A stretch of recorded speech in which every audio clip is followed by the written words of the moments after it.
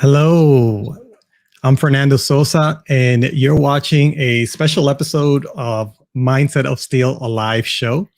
And today we are going live on a Thursday, um, and we are talking about. In the past couple of days, we've been talking about mental health awareness because May is Mental Health Awareness Month.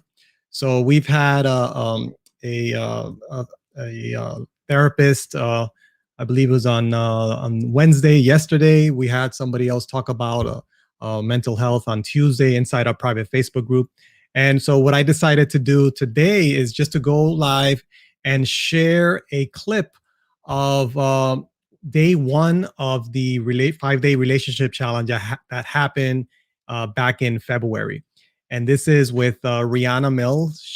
She's a licensed mental health counselor, and she's helped hundreds of people, and not only in her therapy sessions, but also in coaching as well.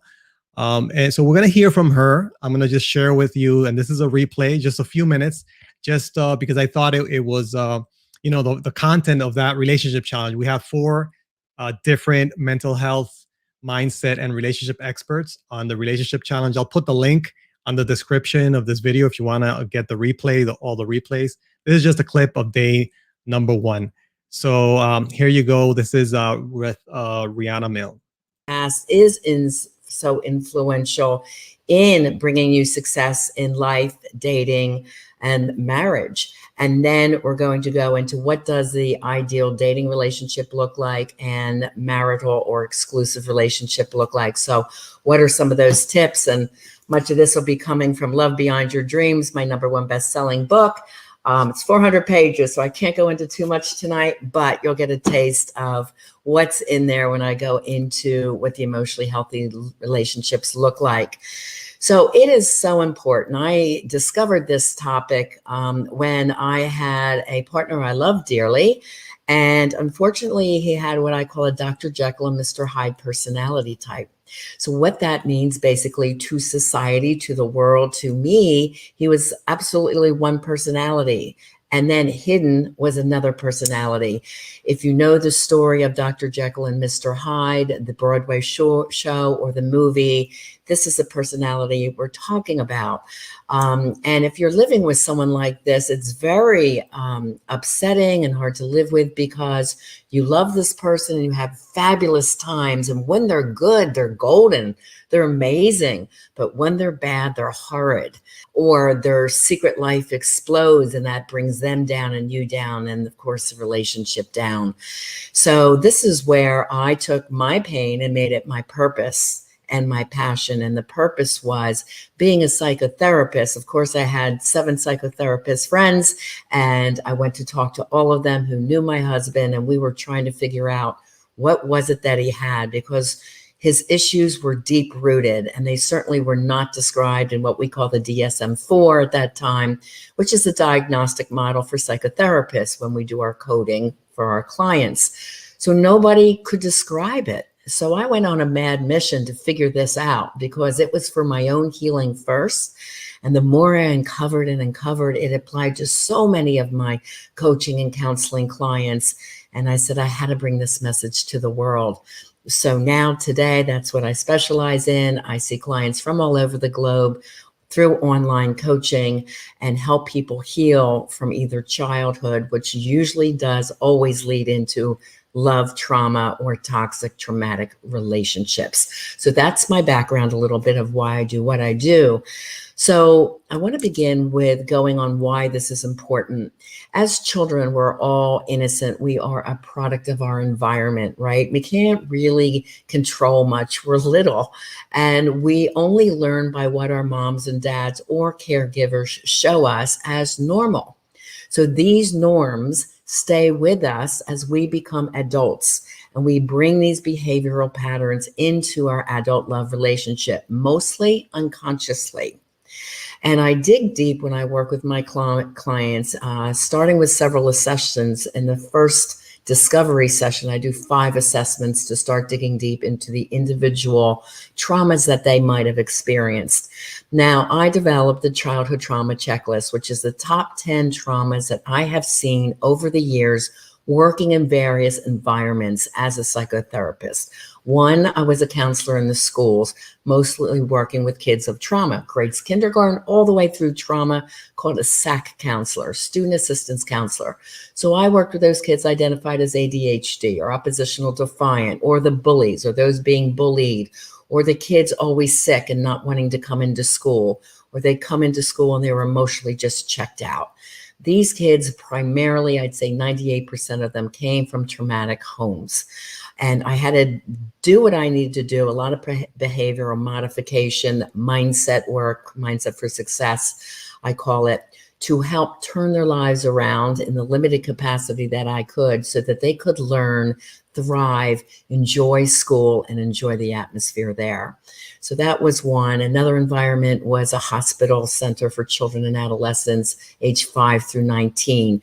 There I saw kids that were mutilating, runaways, suicidal tendency, eating disorders, drug addiction, and so forth. Then I was in a drug and alcohol rehab center for teenagers and one from women for the prison system. Plus, I had my own caseload of clients who were all dealing with traumatic upset, anxiety, depression, and other mental health disorders, which to me were just incidences in their life. And they wanted control over their lives, and they wanted these patterns to stop. So the more I dug, the more I could help them. And this was very exciting for the both of us. So tonight I want to share with you what the top 10 childhood traumas are. Keep in mind there's more, but these are the top 10 that I saw. And the reason it's important for you to hear this is because everything else will come further from this, okay, when I go into this. So if you have pen and paper, write this down. If you have the page in my notebook, it'll say what are the 10 traumas and which ones do you relate to. So again, we're looking at this as facts. We don't want you to feel any guilt or shame around this. Remember, you were a child, you were innocent, you couldn't have controlled any of these things. And also, we don't want to blame your parents at this stage of life because we're going to look deeper. The research shows childhood trauma goes through at least 3 generations. So if you experienced it, it is absolutely certain that mom and dad did, and then so did their parents. As a matter of fact, the research shows 90%, 9 out of 10 people have at least 1 to 3 of the childhood traumas, if not more, on the top 10. So let's get into what they are.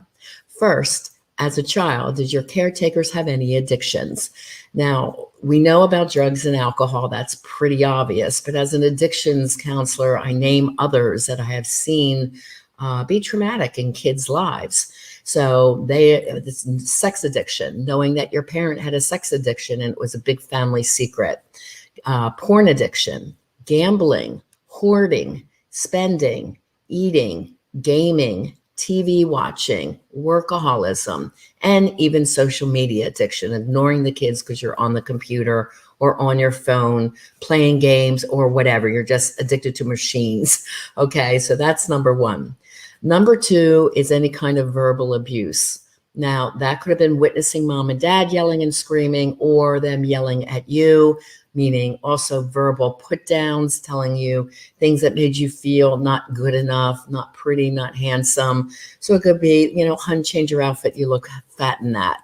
Or you're not going out of the house looking like that. So there was always shame about how you looked, or verbal put downs. It could also mean that you didn't hear the words, I love you, or, hey, great job, kiddo, I'm really proud of you. Things that would make you feel good and build your self-esteem. Okay, they were missing. Number 3 would be emotional abuse and neglect. Number 4 would be physical abuse, any hitting or punishing with spoons, electrical wires, tree branches. I heard all kinds of stories from the kids I worked with.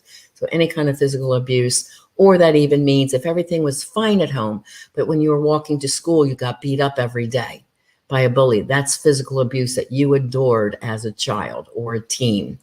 It could also be rape, sexual molestation in or outside of the home. The next one's pretty prevalent, abandonment. And there's 2 types that I describe. There's fault and no fault abandonment. And no fault abandonment would be if a parent happened to die early and you suffered that loss, right? Certainly not their fault. Or if your parent went off for your country to fight in war. Believe me, working with those kids in schools, they were so emotionally distant. They couldn't study. They were so worried when mom and dad were coming back home. And the third one that I recognized in myself was when a parent travels a lot due to their work. And this is how they support their family. They're gone a lot. And what I didn't know, when my dad was traveling, he was also FBI and CIA. So he couldn't tell the family where he was.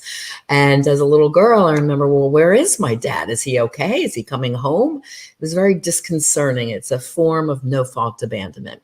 The fault abandonment would be if you were never involved in your child's life, if you were involved when the couple was together, but then they split up or the marriage ended in divorce and they rarely see the kids, or they're there, but not emotionally there. They're kind of there, but they don't support you in your school activities.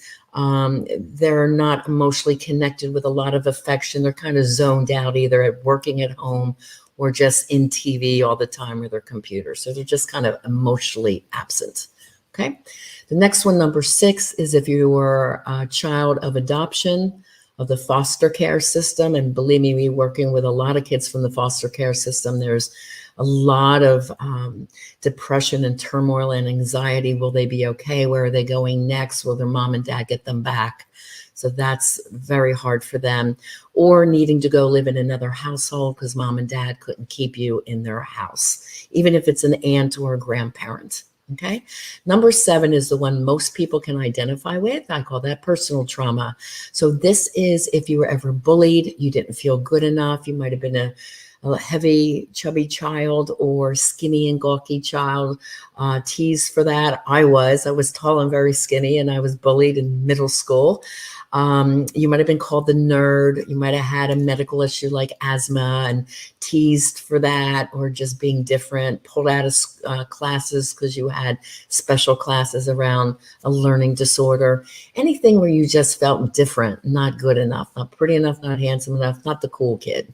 You also might have been an African-American teenage girl in an all-white school, or wanting to come out as LGBTQ teenager, and people didn't accept that decision. And you got a lot of flack around that at school, at home, or both. So personal trauma is quite big. Okay, trauma number 8 is around siblings, sibling trauma. They could have been born with a medical issue, thus commanding more of mom's and dad's time and attention. They could have bullied you or been mean to you, that mean older brother or sister, or you're always compared to them and they were the golden child. So they were the star student or athlete, more handsome, more beautiful. Why can't you be just like your sister? Kind of sayings always came down to you or your brother. Trauma number 9 actually has 2 categories now, because it doesn't sound cool to say the 11 childhood traumas, but equally are important, and one tends to influence the other. So one is community trauma. And under community trauma, we are all experiencing this, which is the COVID pandemic, everyone around the world, both young people and adults. So when people say I didn't have any childhood traumas, wrong, there's one, okay? Also, community trauma would be our mother nature events, floods, fires, hurricanes, tornadoes that destroy communities, or our mass shootings or our school shootings, anything that's a huge trauma upset for large communities. And then that impacts the family. So the other one is family trauma. Now, this could be if you lost your job due to COVID, now there's an impact on the family because you can't pay your bills, you're worried about losing heat, or being displaced from your rental. So these you can see go hand in hand quite often. However, it could be individual, like if you're part of the military families in the US, they have to move every 2 to 4 years. Thus, that puts the student in a new school each time. Or you just grew up with a lot of lack. Money was always a struggle. You saw your parents worried all the time about income, or you grew up in a dangerous community, or if your parent was incarcerated. And then trauma number 10 is mental health in your caretakers. There could be many of them, but the 2 most difficult for little children to navigate is bipolar and borderline personality disorder. Borderline, simply described, is moodiness, fast trigger anger. When they're good, they're great. When they're bad, they're horrid. They would yell and scream at a moment's notice over something that no one else would make a big deal over. So you never know what you're going to get, and that leaves the child always walking on eggshells. When they go to open the door, are they going to be in a good mood or a bad mood today? And you're just never sure. And bipolar is manic depressive. A manic phase could be a gambling spree, an eating binge, a spending spree. The family doesn't have money, but, mom is hoarding and buying off, home television network or whatever. And there's a lot of anxiety around that. Or the depression part could come out as anger, emotionally checking out, or extreme fatigue. So those are the top 10 traumas that I see in all my clients. After I get which ones they affiliate with, then I do a severity scale. So you could also do that on your worksheet from 1 to 10. How severe was that? So a little boy that comes home to an alcoholic father and gets hit around every day, that certainly is a number 10 physical abuse, right? From trauma number 4, or gets screamed at every day. That's a trauma number 2 with a rating severity of 10. If there was someone that says, wow, I remember 2 really bad punishments, it was horrible, but there was only 2, and I would say, how severe do you rate that? They might say a 3 or a 4. Okay, so that's the difference in severity levels. So I do that for every individual that comes to me. And hour 1, the discovery session, actually, we get to the bottom of it, and then I start making the correlations. So what are some of the correlations that come out in relationships? Since this is a relationship, you will see impact in business as well as in life. So what do I mean in life? Well, that means you have ongoing anxiety or bouts of depression. You might have ongoing job loss. You may have difficulty making friends. You may be overly shy and not confident. You may have low self-esteem. So these are kind of life impacts. So in relationships, I'll give you some correlations here. If you have a partner that tends to be jealous and controlling, that's usually the involvement of trauma number 7 and number 2. Verbal messages saying he wasn't good enough, he'll never measure up. And number 7 being bullied or teased because he might have been the chubby kid or didn't feel attractive, or the girl he had the massive crush on, turned him down and rejected him and teased him on top of it. So those are the wounds that keep coming up. And if there's jealousy and control, it usually goes back to those 2. People pleasing is one that's very common with women. That's usually trying to please a very authoritative father, which is the worst kind of parenting to do. This is one that is very strict, yells a lot, punishes a lot, extreme punishments. By the way, that's never a way to teach a child good from bad. It's the worst way. You're teaching them to be violent. So the little girl or boy will overly please this difficult parent to try not to be yelled at or hit that day. Impulsivity and acting out, that could come from several things. Buying impulse would be someone maybe that grew up in a poor environment, and now that they're making some money, it's like, well, I can afford it. I want that now, or I want that now. And they're buying things. Or just the opposite. They might have grown up in a wealthy household where money was love. So they got gifts for love, but the parents were rarely home. They might have been raised by their maid. And instead they would bring them home a gift. So things equals love, which leads to a lot of buying and wanting things. Many addictions come from unhealed trauma due to the ongoing anxiety. At first, you might try to self-medicate or just check out and forget for a while. And unfortunately, very often this snowballs, leading to addiction issues. Codependency and love addiction is from the abandonment piece. We see these toxic relationships, they'll break up, get back together, break up and get back together. And the research shows they cycle at least 7 times. When there's someone with a lot of anger and hostility in the house, the average rate of a good period is from 1 to 10 days. and then they'll get pissed off at something else and start yelling and screaming again. So this is the toxic cycle of abuse, and it doesn't have to be physical abuse. It could be verbal abuse, financial abuse. There's many different types of abuses, but this toxic behavior will continue unless you do some intensive coaching to heal it. Blaming behavior, not taking responsibility. It's always someone else's fault. They're always pointing the finger. They will never apologize. They won't forgive. Or they give you the silent treatment, which is passive aggressiveness, job loss, financial issues, a lack mentality, not investing in yourself when you know you need something. They can't say yes to themselves. They stop, and it's like all about money, and then they live a miserable life instead of saying, yes, I deserve this and I'm going to do this. Some people do that even around vacation. Oh, I'd love to go to Paris, but no, I don't deserve it. The message is underlying is I don't deserve it. So those that can treat themselves in a responsible way, like a yearly vacation, and say, I deserve this, I work hard, and I'm glad to be doing this, or investing in coaching, whether it's for your business or for personal coaching. It's like, I know I need this, I deserve this, and I want to be better. And you feel magnificent about that choice. So, those are just some of the things.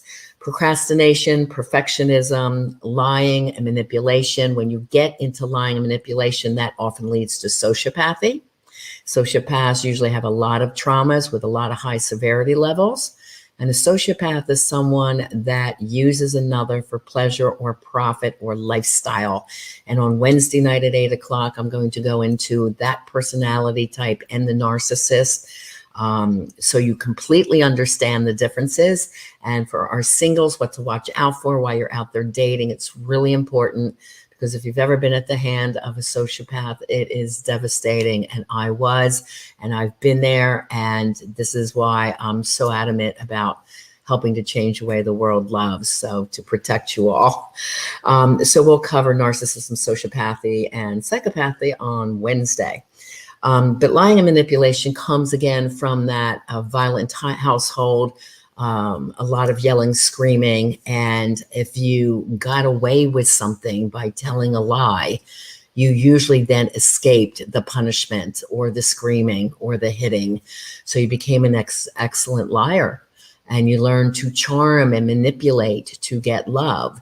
So even if you didn't have love at home, very often they might charm their teachers to get the better grade, because if they came home with a D and not the C or the B, they're going to get hit. So they learn to be charming or the class clown. But that lying manipulation usually goes hand in hand. So let me see. Fernando, can you share the chart of childhood impact of the childhood trauma? Okay, hopefully everyone can see that. It's kind of small on my screen, but it might be super large on yours. I hope so. Some people say, okay, well, is this really a big deal? It's huge, guys. I want to cover just the bottom half of the chart from like 3 o'clock to 9 o'clock. Yes, it does affect you physically. It definitely it impacts the learning systems. And this is what I found so much in all my students. And it also does impact brain development and health of the brain. But that's a different type of science. So I'm going into issues from 3 o'clock to 8. So the emotional things, other than what I've mentioned, you're going to see difficulty in controlling the emotions, trouble recognizing that they're doing it. It's so normalized that it doesn't seem like a big deal. Or they might say, yeah, I want to change that in myself, but they can't do it. It's one thing to say, I want to change, but they're the same year after year after year. And when nothing changes, if you do nothing different, nothing changes.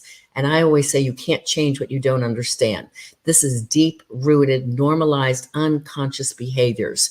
So until you get intensive coaching, it's going to stay with you. Limited coping skills. So you're going to be easily emotionally triggered. Your increased sensitivity to stress and stressful situations, and you normally take that out on the person at home. You can hold it together very often in public or in the workplace, but as soon as you get home, you're miserable. There's a lot of shame and guilt around your behavior, but still that unknowingness of what to do to change it.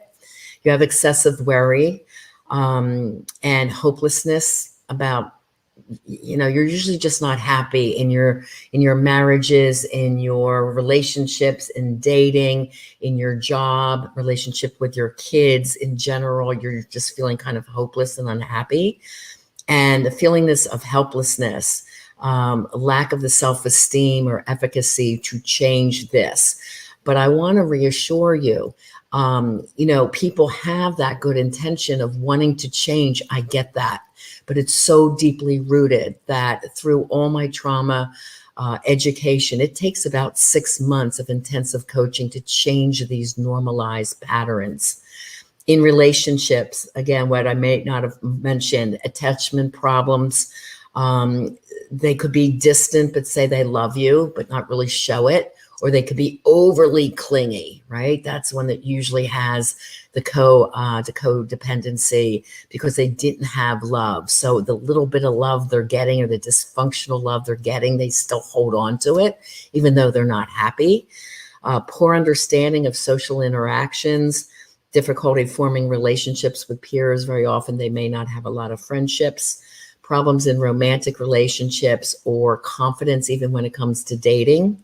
And again, the generational pull and influence of abuse and neglect going through the generations. Under mental health, we have depression. Ongoing anxiety is definitely a sign that you might recognize in yourself. Then this is a good indication that your past childhood trauma has not yet been healed. Negative self-esteem, low self-esteem, fear-based negative thoughts, kind of like a doomsday, living in the dark side. Most of your thoughts are negative or self-put-downs. You might have signs of post-traumatic stress disorder, and in some people, when it's real bad, suicidal tendency. When you don't have the coping mechanisms, and this goes on and on and on, that depression can lead to that outcome. And then other behavioral signs you're going to see: poor self-regulation, meaning you don't want to be angry, but you're angry all the time, or you lash out at anger and you just don't seem to be able to stop it. It's like, I hear it's a switch that goes off and I have no control over it, Riana. And I'm like, yes, you do, but you just have to learn how. Social withdrawal, aggression on the partner mostly, and then in road rage, on other innocent people. Poor impulse control, that's that buying because you deserve it kind of thing. Risk-taking, illegal activity, sometimes the thrill of getting away with things. That could have been something that you picked up from childhood. You got away with the lying and manipulation. Sexual acting out, very common. If you have a partner that does regular cheating and you've forgiven them, if you're dating, number one, the first time, this is a pattern, it only gets worse. And they always have the lying and the manipulation and a ton of excuses why. But sexual acting out comes from not feeling good enough, usually trauma number 7, sometimes abandonment, often trauma 2, the verbal messages, acting out to prove, see, aren't I pretty? Or aren't I handsome? Aren't I the stud?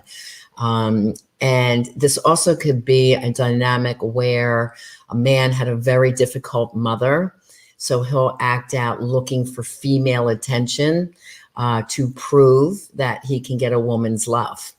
Okay, again, much unconsciously.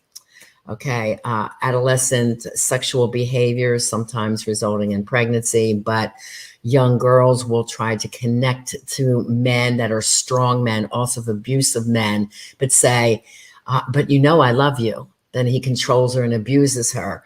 But it's this pattern where she wants love so bad that she feels she's not getting from mom and dad. So her first love attachment may be traumatic. So it goes from one stage, childhood trauma, to love trauma. And then that pattern tends to keep going.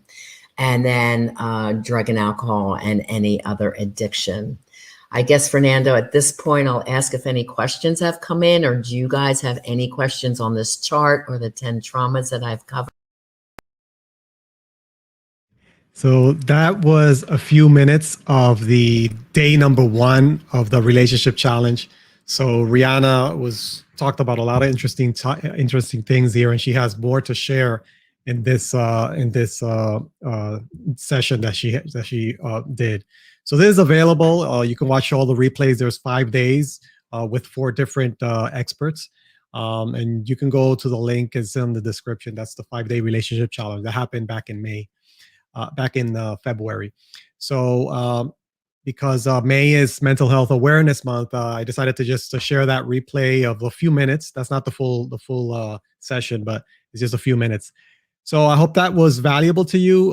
If you like it, please like the video or go ahead and share this with somebody that may benefit from this. I appreciate you for being here, and hope to catch you on the next episode of Mindset of Steel. All right, take care. Bye bye now.